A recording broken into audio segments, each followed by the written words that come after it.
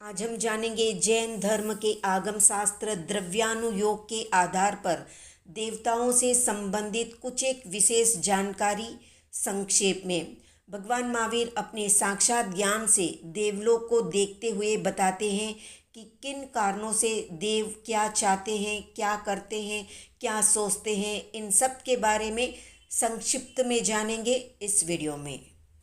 तो भवनपति, वानव्यंतर, ज्योतिष और वैमानिक, ये चारों ही प्रकार के देव जब विक्रिया करते हैं तब मनोहर लगते हैं, क्योंकि विक्रिया के समय वे अलंकृत विभूषित होते हैं।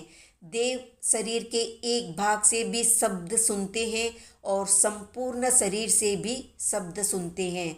इसी प्रकार वे दो स्थानों से रूप को देखते हैं, गंध को सूंघते हैं, रस का आस्वादन करते हैं, स्पर्श का प्रतिसंवेदन करते हैं, अवभाषित प्रभाषित होते हैं, विक्रिया करते हैं, मैथुन सेवन करते हैं, भाषा बोलते हैं, आहार करते हैं, परिणमन करते हैं, अनुभव करते हैं और निर्जरा करते हैं।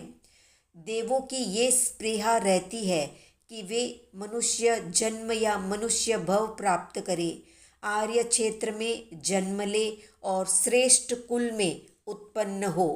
तीन कारणों से वे परितप्त होते हैं, अर्थात उन्हें पश्चाताप करते हुए दुख होता है कि उन्होंने समस्त अनुकूलताओं के होते हुए भी श्रुत का पर्याप्त अभ्यास या अध्ययन नहीं किया, सामान्य पर्याय का या साधु जीवन का पालन नहीं किया और विशुद्ध चारित्र का भी पालन नहीं किया।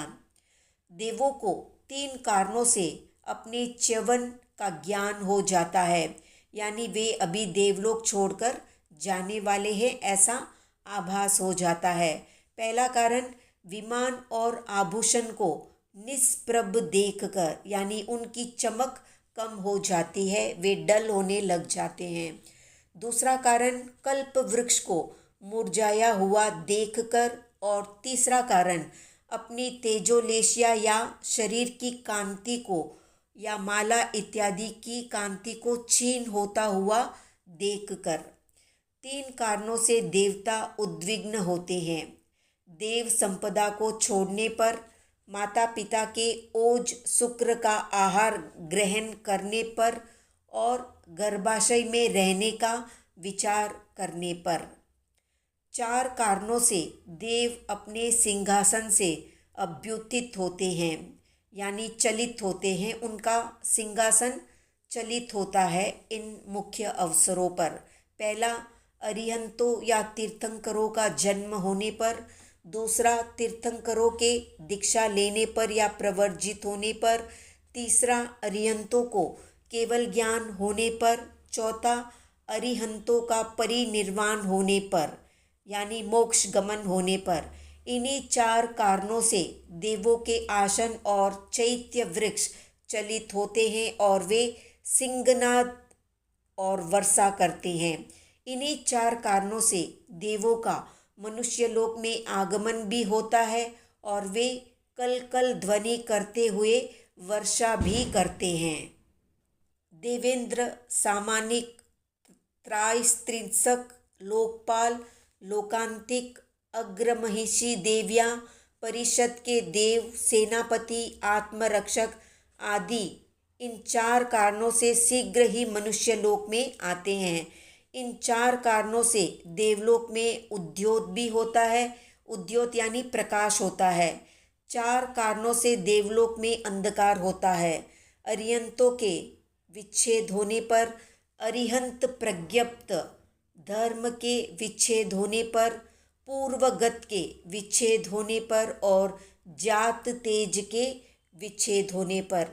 चार कारण ऐसे निर्दिष्ट हैं जिनसे देवलोक में तत्काल उत्पन्न देव शीघ्र ही मनुष्य लोक में आना चाहते हुए भी नहीं आ पाता है, और कुछ देव ऐसे भी हैं जो तत्काल उत्पन्न होकर भी चार कारणों से मनुष्य लोक में आ जाते हैं। जो मनुष्य लोक में आते हैं वे तब तक देवलोक के काम भोगों में आसक्त नहीं होते हैं। तीन कारणों से देव विद्युत प्रकाश और मेघ गर्जना जैसी ध्वनि करते हैं। पहला कारण वैक्रिय रूप करते हुए, दूसरा कारण परिचारना या कामभोग का सेवन करते हुए, तीसरा श्रमण माहन के समक्ष यानी ऋषि मुनि साधु के समक्ष अपनी रिद्धि द्युति यश बल वीर्य पुरुषकार और पराक्रम का प्रदर्शन करने के लिए। देवेंद्र देवराज चक्र वृष्टिकायिक देवों के माध्यम से वर्षा करने का कार्य भी करता है। तो ये थी संक्षिप्त जानकारी जैन आगम शास्त्र द्रव्यानुयोग के आधार पर। तो आज का प्रश्न है, 4 प्रकार के देवों में सबसे ज़्यादा रिद्धि सिद्धि किन देवों के पास है? कमेंट में बताएं। वीडियो पसंद आया तो लाइक शेयर सब्सक्राइब करें।